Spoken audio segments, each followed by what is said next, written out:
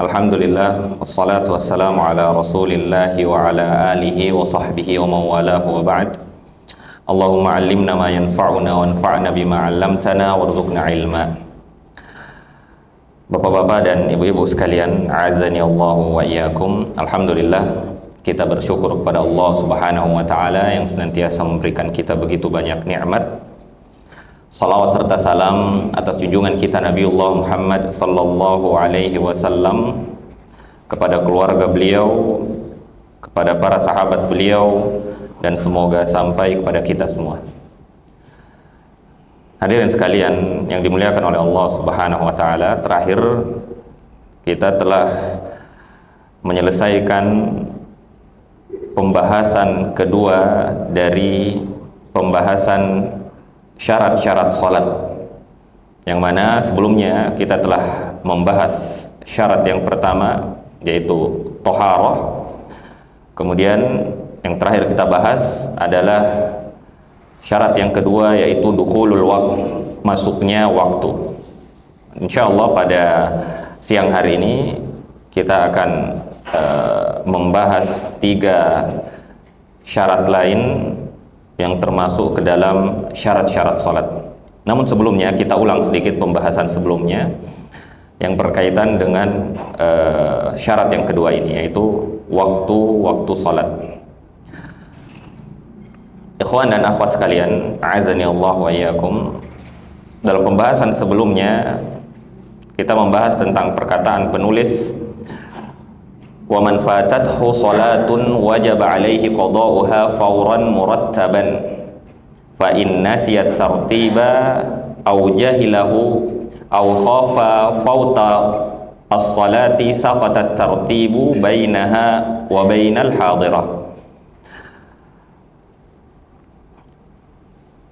Barang siapa yang tidak melaksanakan salat hingga keluar waktunya, baik dia sengaja maupun tidak sengaja, maka wajib baginya untuk segera mengqadha atau mengganti salat tersebut. Dan di sini disyaratkan ketika dia mengganti salatnya harus murattaban. Nah, murattaban artinya berurut. Nah, misalnya seseorang lupa sholat asar di waktu asar, sampai akhirnya berlalu waktu asar, maka di waktu maghrib dia wajib segera mengqadha dan mengganti sholat asar tersebut. Dan harus murattaban. Maksud murattaban di sini, dia harus sholat asar dulu lalu sholat maghrib. Dia harus sholat asar dulu lalu sholat maghrib. Dan apabila waktu maghrib sudah sempit, jadi dia tadi lupa sholat asar dan waktu maghribnya sempit, udah mau habis juga. Nah, pada saat itu tertib ini atau berurutan ini, tertib ini gugur. Dia harus sholat maghrib dulu, lalu kemudian mengqadha sholat asarnya. Kenapa demikian? Para ulama menjelaskan karena jika dia mendahulukan mengqadha asar, melaksanakan sholat asar yang sudah keluar waktunya, maka nanti sholat maghrib keluar juga waktunya. Akhirnya maghrib juga diqadha di waktu isya. Sehingga tartib ini gugur. Jadi mengqadha sholat harus berurutan.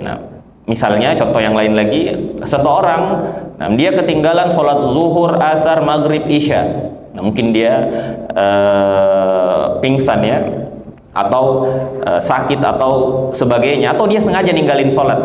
Dia sengaja ninggalin sholat dan itu termasuk dosa besar. Kemudian Allah Subhanahu wa taala memberikannya hidayah. Maka dia harus mengqadha sholat tersebut. Ketika mengqadha sholatnya, maka dia harus urut. Dia laksanakan sholat zuhur dulu, lalu asar, lalu maghrib, lalu isya. Dan ini hukumnya wajib. Dan tertib ini juga gugur apabila dia lupa. Dia udah terlanjur sholat maghrib, lalu ternyata sholat asar tadi belum, maka pada saat itu dia langsung sholat asar dan nggak perlu mengulang sholat maghrib. Di sini penulis mengatakan au jahilahu, atau dia belum tahu hukumnya.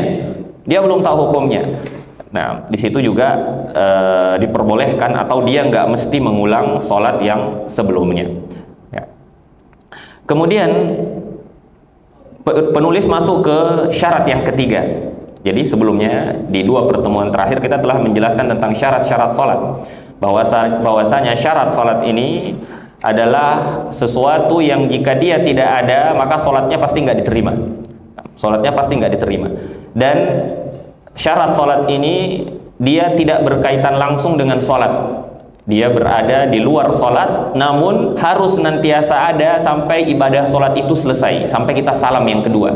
Nah, syarat yang ketiga dari syarat-syarat sholat, penulis mengatakan wa min syurutiha satrul aurati.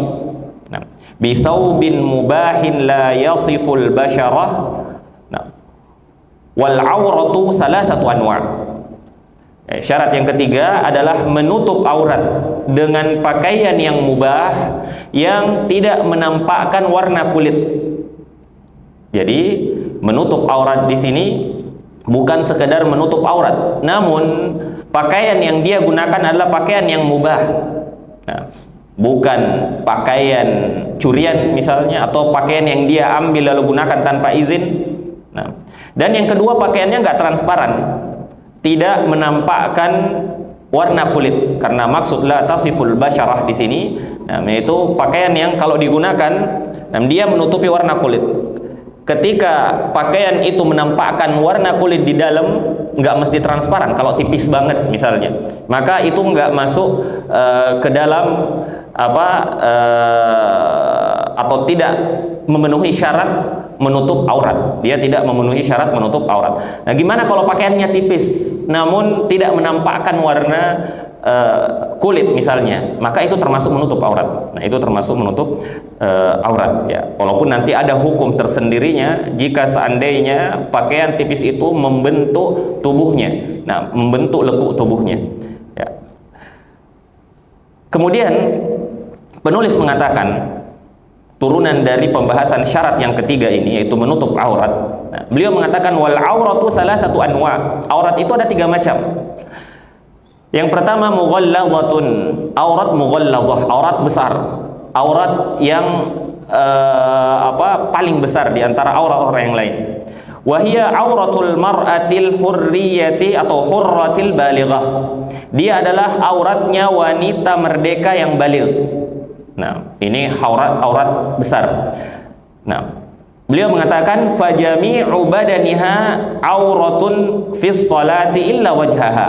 Maka aurat wanita dewasa, wanita yang telah baligh, nah, auratnya adalah seluruh tubuhnya kecuali wajahnya. Nah, di dalam salat dan tentunya juga di luar salat. Ya. Jadi seluruh tubuhnya harus ditutupi ketika dia sholat kecuali wajahnya. Ini mu'tamad mazhab. Pendapat kedua di mazhab, termasuk yang boleh terlihat dan sesuai dengan mazhab Syafi'i adalah kedua telapak tangannya bersama wajah.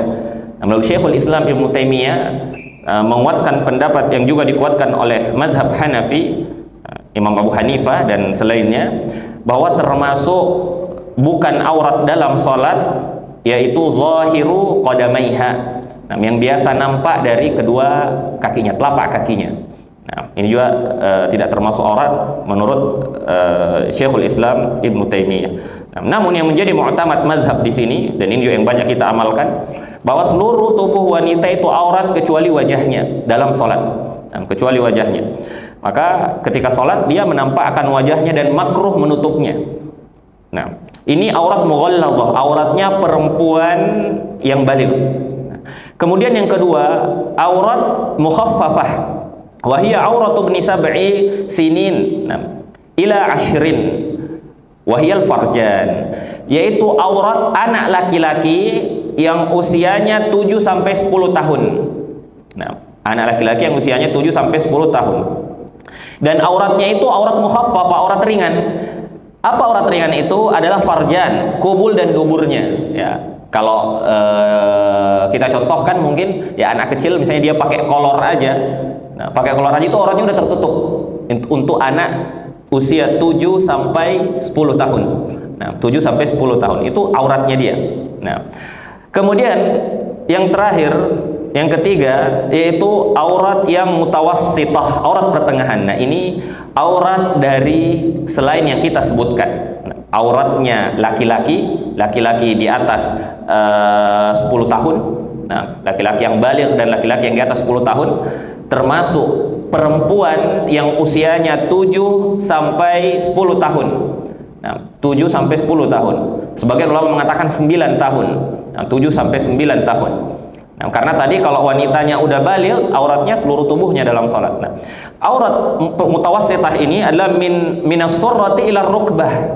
Dari pusar sampai ke lutut. Nah, dari pusar sampai ke lutut. Ini aurat pertengahan, aurat kita, aurat laki-laki.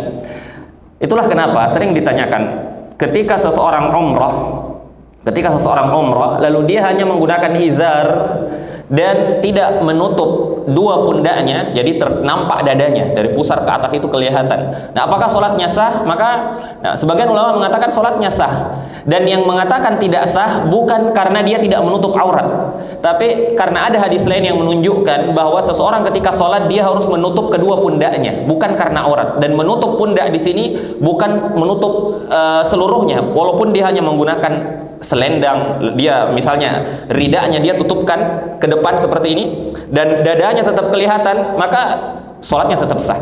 Nah, sholatnya tetap sah karena batas aurat laki-laki adalah dari pusar sampai ke lutut, dan lutut tidak termasuk aurat, itu batasnya.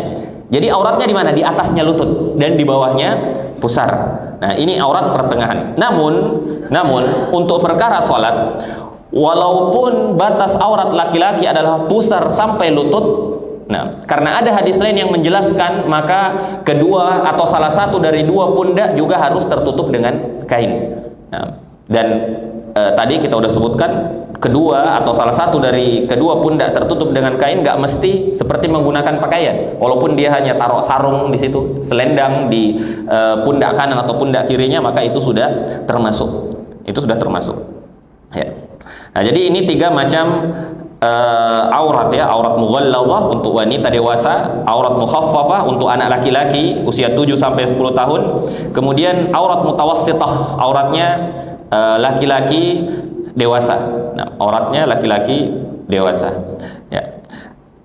Dalil dari syarat ini adalah firman Allah Subhanahu wa taala, "Ya bani Adam, khudzu zinatakum inda kulli masjidin."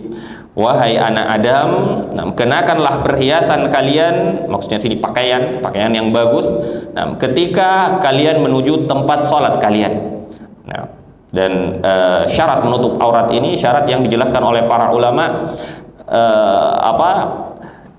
ketika dia memiliki pakaian untuk menutup auratnya. Nah, ada keadaan seseorang dia tidak memiliki pakaian yang dapat menutup auratnya. Nah, maka dia sholat sesuai dengan keadaannya. Atau dia memiliki pakaian yang dapat menutup aurat, namun pakaian itu bernajis. Nah, maka dia sholat dengan pakaian bernajis tersebut.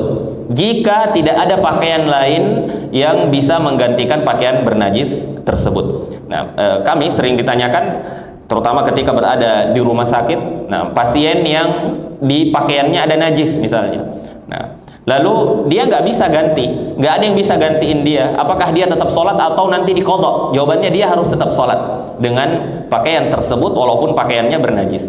Nah, atau misalnya perempuan yang dirawat, dia nggak bisa menggunakan kerudung, jadi auratnya itu terlihat. Apakah dia sholat? Jawabannya dia tetap sholat karena dia dalam keadaan memiliki uzur. Nah, jadi bukan ditunda nanti ketika saya sembuh, nanti ketika sholat berikutnya lalu saya jamak dan seterusnya. Ya, karena perkara waktu melaksanakan sholat di waktunya itu perkara yang besar, sebagaimana kita jelaskan di 2 pertemuan sebelumnya. Ya. Ini syarat yang ketiga, menutup aurat. Kemudian syarat yang keempat dari syarat-syarat sholat yaitu istiqbalul qiblah, menghadap kiblat. Nah, Allah Subhanahu wa taala berfirman, "Wa min haitsu kharajta fawalli wajhaka syatral masjidil haram." Nah, ini perintah untuk seseorang yang melaksanakan salat agar dia mengarahkan wajahnya ke arah Masjidil Haram. Nah, dan maksud menghadap kiblat di sini ada 2 macam. Pertama, bagi orang-orang yang dia dekat dengan Ka'bah, dia bisa muayanah, dia lihat Ka'bah, maka disyaratkan dia harus tepat mengarah ke Ka'bah. Itulah kenapa di Masjidil Haram safnya melingkar. Nah, tapi di Masjid Istiqlal yang juga besar, seandainya Ka'bah dimasukkan ke Masjid Istiqlal, itu masuk ke tengahnya. Tapi kok lurus? Nah, karena dia tidak termasuk, atau Masjid Istiqlal tidak termasuk masjid dari kelompok yang pertama tadi. Kelompok pertama orang yang bisa melihat langsung Ka'bah atau dekat dengan Ka'bah. Maka safnya mengikuti Ainul Ka'bah. Jadi safnya ikut melingkar. Harus tepat, setiap orang harus tepat mengarah ke Ka'bah. Nah, adapun orang-orang yang jauh dari Ka'bah seperti kita di Indonesia, atau daerah-daerah lain yang memang dia tidak bisa melihat Ka'bah dari jaraknya, maka yang dimaksud dengan menghadap kiblat, menghadap Ka'bah adalah menghadap arah Ka'bah. Menghadap arah Ka'bah. Seluruh, kalau kita ke arah barat ya, ke arah barat agak serong sedikit. Seluruh arah barat itu masuk arah Ka'bah. Nah, jadi kita nggak perlu melengkungkan shaf. Nah, termasuk misalnya ada masjid yang arah Ka'bahnya arah kiblatnya nggak pas, tapi dia melenceng sedikit. Nah, maka itu masih dimaafkan karena dia masih mengarah ke arah Ka'bah. Jadi orang yang dekat harus tepat di Ainul Ka'bah, di bangunan Ka'bahnya. Adapun orang yang jauh, yang penting dia mengarah ke arah Ka'bah. Misalnya arah Ka'bahnya ke arah utara, maka ketika dia mengarah ke utara, itu sudah dianggap menghadap kiblat. Nah, karena sebenarnya kita aja seperti di masjid ini misalnya, kalau safnya penuh, orang yang paling pinggir itu, misalnya anggaplah masjid ini tepat mengarah ke Ka'bah, kita anggap tepat mengarah ke Ka'bah. Orang yang paling pinggir, dia pasti nggak tepat ke Ka'bah, dia melenceng karena ukuran Ka'bah lebih besar dari masjid, lebih kecil dari masjid ini. Nah, ukuran Ka'bah lebih kecil, jadi paling sampai batasan kipas ini. Nah, lalu nanti yang di sebelah sana nggak menghadap kiblat. Namun, yang dimaksud dengan mengarah Ka'bah untuk orang yang jauh bukan tepat ke Ainul Ka'bah, ke bangunan Ka'bahnya. Nah, cukup baginya mengarah ke arah Ka'bah. Para ulama menjelaskan bahwa batasnya itu sekitar 45 derajat.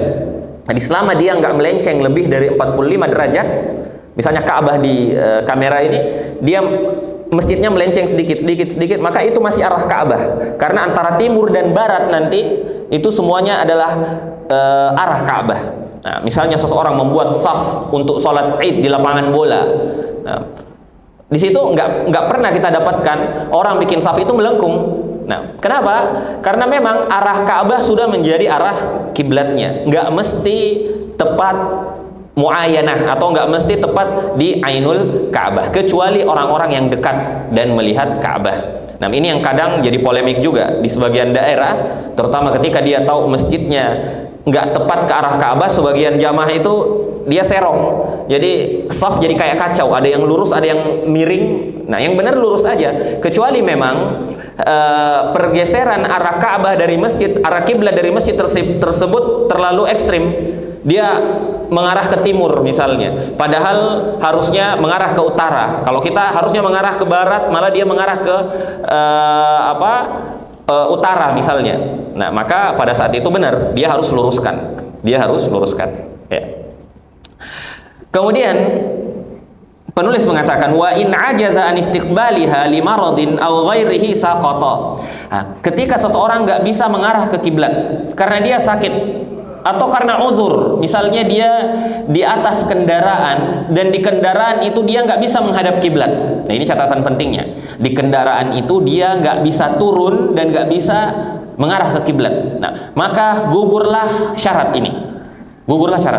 Adapun jika dia bisa turun, misalnya dia di mobil, dia bisa turun. Nah, atau di kereta, nanti dia bisa sholat ketika sampai di stasiun. Nah, maka haram baginya sholat di kereta, sholat di mobil, padahal dia bisa turun untuk melaksanakan sholat di bawah. Nah, ini kadang terjadi ketika seseorang sakit, dia nggak bisa membolak-balikkan badannya, maka dia sholat sesuai dengan arah tubuhnya. Nah, atau dia berada di atas pesawat, yang mana pesawatnya ini proses mau landing. Nah, atau ada turbulensi, dia mau landing, nggak mungkin dia mengarah ke kiblat. Nah, bisa berbahaya, maka dia dan waktu sholat udah mau habis misalnya, karena sholat subuh, maka dia boleh sholat sesuai dengan keadaannya. sesuai dengan keadaannya. Adapun jika seandainya mendarat nanti masih bisa sholat, atau sebelum berangkat pesawatnya dia bisa sholat, maka dia harus sholat ketika mendarat atau sebelum berangkat. Nah, sebagian orang memudahkan, dia katakan nanti di pesawat saya sholat. Nggak boleh, kecuali di pesawat itu dia bisa menyempurnakan semua syarat dan rukun. Nah, di pesawat dia bisa wudhu, dia bisa berdiri, dia bisa menghadap kiblat. Nah, maka dia boleh tunda nanti di pesawat aja sholatnya. Tapi kalau dia pastikan pesawatnya kecil, nah kalau Saudi jelas ada tempat sholat ya. Tapi misalnya pesawatnya nggak ada tempat sholat dan dia bisa sholat sebelum berangkat atau ketika tiba, maka dia tunda. Dia sholat segera sebelum berangkat atau dia tunda nanti sholat ketika tiba. Jika waktunya masih cukup. Nah, jadi yang dimaksud di sini kalau waktunya akan habis, dia berada di atas kendaraan, waktu udah mau habis. Nah, dia coba dulu, dia coba mengarah kiblat, oh nggak bisa, berbahaya. Nah, maka pada saat itu dia sholat sesuai dengan arahnya dia. Jika dia tahu arah kiblat, mungkin dia bisa takbir mengarah kiblat. Nah, dan dalam hal ini sebagian orang salah paham tentang sholat di atas kendaraan. Sebagian menjelaskannya terlalu umum dan menganggap sholat di kendaraan itu boleh ke arah mana kendaraan itu menuju. Nah, ini sering dijelaskan karena ada hadis yang menjelaskan hal tersebut. Padahal maksud hadis itu, dan itu juga yang dijelaskan oleh para ulama, nah itu jika dia melaksanakan sholat sunnah. Jika sholat sunnah, maka kita misalnya naik mobil, bapak-bapak biasa sholat duha misalnya, lalu pas di kendaraan nggak bisa turun, nah boleh sholat di mobil. Nanti takbiratul ihram mengarah kiblat, sisanya arahnya sesuai dengan arah kendaraan, nggak apa-apa. Itu dicontohkan oleh Nabi Shallallahu Alaihi Wasallam. Adapun untuk sholat wajib, maka sholat wajib harus dikerjakan dengan berdiri, menghadap kiblat dan sesuai dengan syarat-syarat yang sebelumnya telah kita sebutkan. Nah, dia nggak boleh di mobilnya, di kendaraannya, lalu melaju sesuai dengan arah kendaraan tersebut. Dia sholat sesuai dengan arah kendaraan tersebut, nggak boleh. Nah, kecuali tadi dalam keadaan darurat karena waktu sudah mau habis. Nah, jadi gimana harusnya? Nah, dia harus turun dari kendaraannya dan mencari arah kiblat. Nah,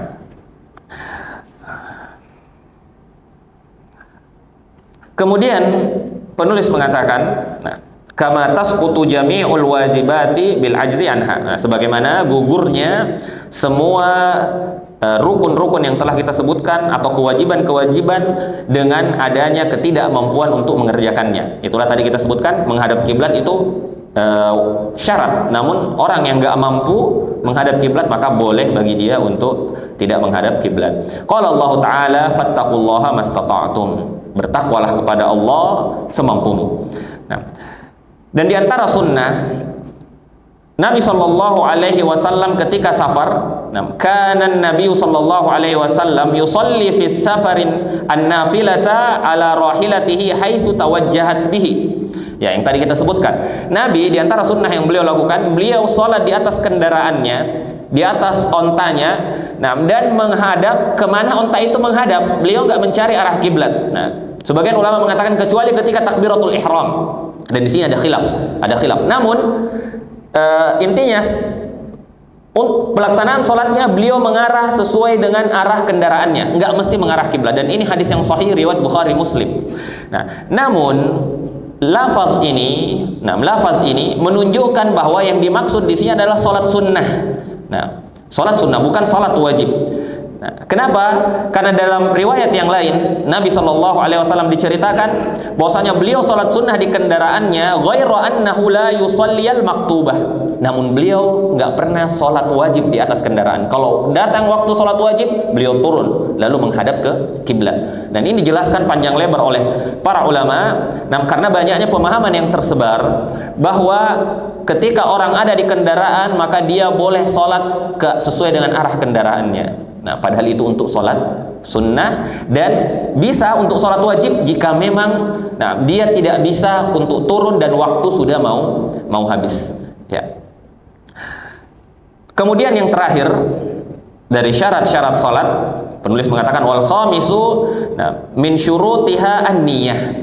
Syarat yang terakhir adalah niat, dan sebagian ulama memasukkan niat ini ke rukun bukan ke syarat. Itulah kenapa di mazhab Syafi'i mereka agak ketat dalam masalah takbiratul ihram dan menyertakan niat di situ.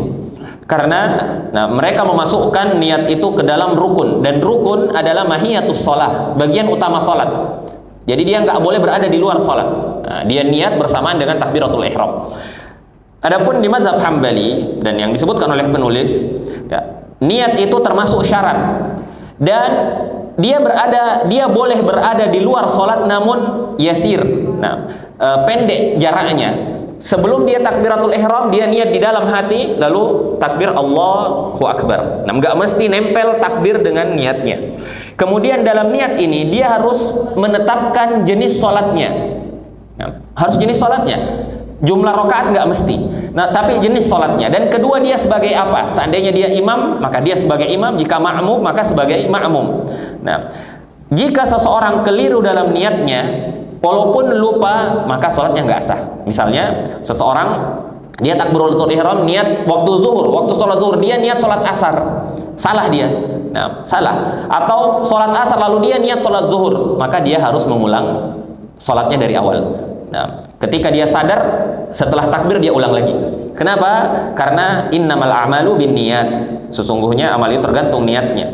Jika niatnya salah di dalam hatinya, dia kira itu sholat zuhur padahal sholat asar, atau sebaliknya, lalu dia takbir dan masuk ke dalam sholatnya, maka sholatnya nggak sah. Dia harus mengulang sholat tersebut dari awal karena tidak memenuhi syarat. Jadi niat itu sekali lagi dia tentukan ini sholat apa. Kedua, dia sebagai apa? Ma'mum atau imam.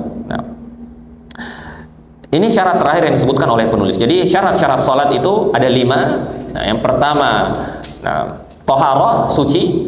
Yang kedua, masuknya waktu. Yang ketiga, menutup aurat. Yang keempat, menghadap kiblat. Dan yang terakhir, yang kelima adalah niat. Kemudian penulis menutup bab ini, beliau mengatakan, wa tasihhu sholatu fi kulli mawdi'in illa fi mahalli najisin aw maghsubin aw fi maqbaratin aw hammamin aw a'tani ibil. Sesungguhnya salat itu sah dikerjakan di mana saja di permukaan bumi ini. Di mana saja, kecuali di beberapa tempat. Di antaranya adalah di tempat yang bernajis. Yang kedua, di tempat rampasan, curian. Bukan tanah dia lalu dia akuin. Atau di rumah yang dia nggak minta izin di situ, rumah yang dia rampas misalnya. Au fi maqbaratin, atau di pekuburan.